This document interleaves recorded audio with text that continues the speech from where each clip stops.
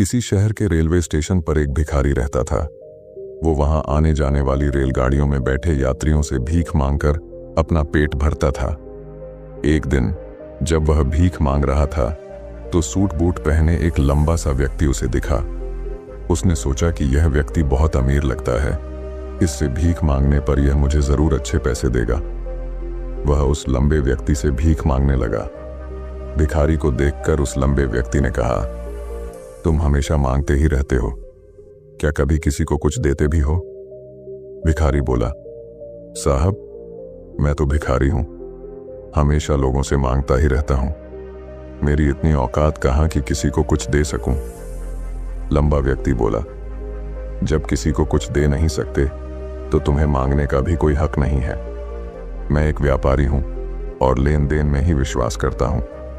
अगर तुम्हारे पास मुझे कुछ देने को हो तभी मैं तुम्हें बदले में कुछ दे सकता हूं। इतना कहने के बाद वह लंबा आदमी ट्रेन में बैठकर चला गया। इधर भिखारी उसकी कही गई बात के बारे में सोचने लगा। उस लंबे व्यक्ति के द्वारा कही गई बात उस भिखारी के दिल में उतर गई। वह सोचने लगा कि शायद मुझे भीख में अधिक पैसा इसीलिए नहीं मिलता क्योंकि मैं उसके बदले में किसी को कुछ दे नहीं पाता हूं। लेकिन मैं तो भिखारी हूं, किसी को कुछ देने लायक भी नहीं हूं। लेकिन कब तक मैं लोगों को बिना कुछ दिए केवल मांगता ही रहूंगा?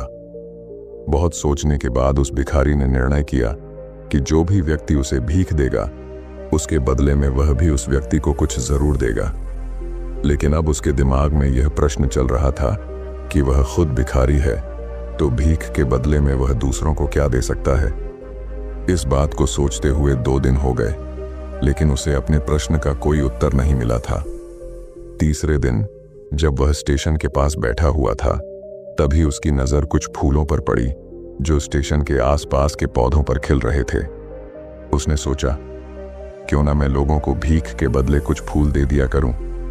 उसको अपना यह विचार अच्छा लगा और उसने वहां से कुछ फूल तोड़ लिए। अब वह ट्रेन में भीख मांगने पहुंचा। अब जब भी कोई उसे भीख देता तो उसके बदले में वह भीख देने वाले को कुछ फूल दे देता। उन फूलों को लोग खुश होकर अपने पास रख लेते थे। अब भिखारी रोज फूल तोड़ता और भीख के बदले में उन फूलों को लोगों में बांट देता था। कुछ ही दिनों में उसने महसूस किया कि अब उसे बहुत अधिक लोग भीख देने लगे हैं। वह स्टेशन के पास के सभी फूलों को तोड़ लाता था। जब तक उसके पास फूल रहते थे तब तक उसे बहुत से लोग भीख देते थे, लेकिन जब फूल बांटते बांटते खत्म हो जाते तो उसे भीख भी नहीं मिलती थी। अब रोज ऐसा ही चलता रहा। एक दिन जब वह भीख मांग रहा था तो उसने देखा कि वही लंबा व्यक्ति ट्रेन में बैठा है जिसकी वजह से उसे भीख के बदले फूल देने की प्रेरणा मिली थी।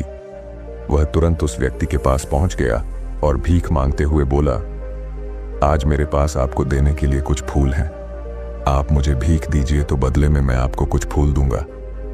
उस लंबे व्यक्ति ने उसे भीख के रूप में कुछ पैसे दे दिए और भिखारी ने कुछ फूल उसे दे दिए। उस लंबे व्यक्ति को यह बात बहुत पसंद आई।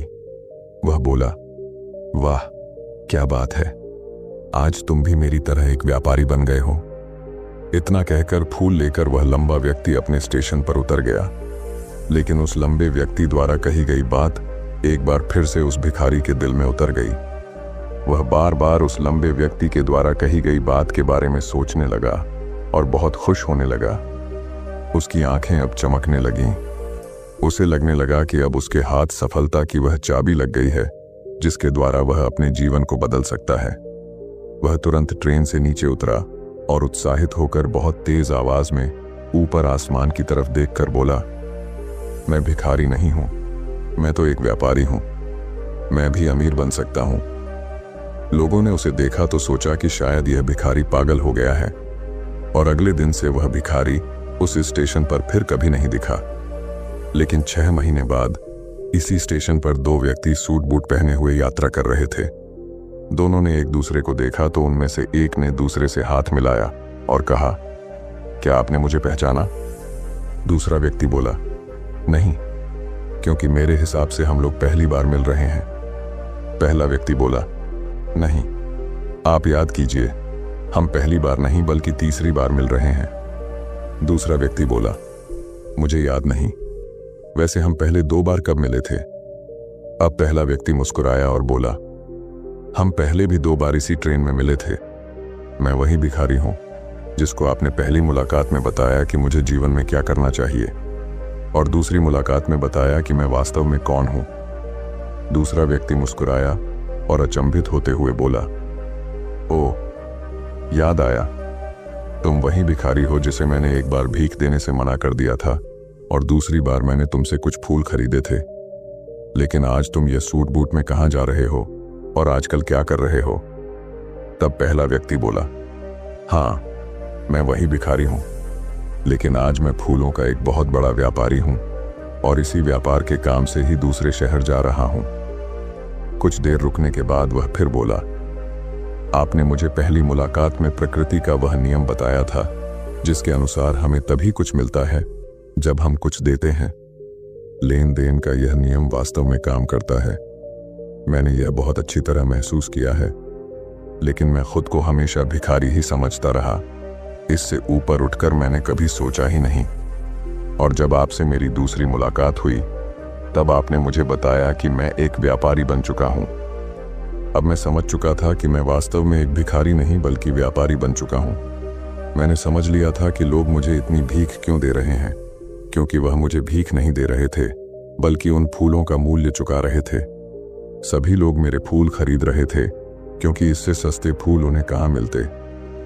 मैं लोगों की नज़रों में एक छोटा व्यापारी था, लेकिन मैं अपनी नज़रों में एक भिखारी ही था। आपके बताने पर मुझे समझ आ गया कि मैं एक छोटा व्यापारी हूँ। मैंने ट्रेन में फूल बांटने से जो पैसे इकट्ठे किए थे उनसे बहुत से फूल खरीदे और फूलों का व्यापारी बन गया। यहाँ के लोगों को फूल बहुत पसंद है और उनकी इसी पसंद ने मुझे आज फूलों का एक बहुत बड़ा व्यापारी बना दिया।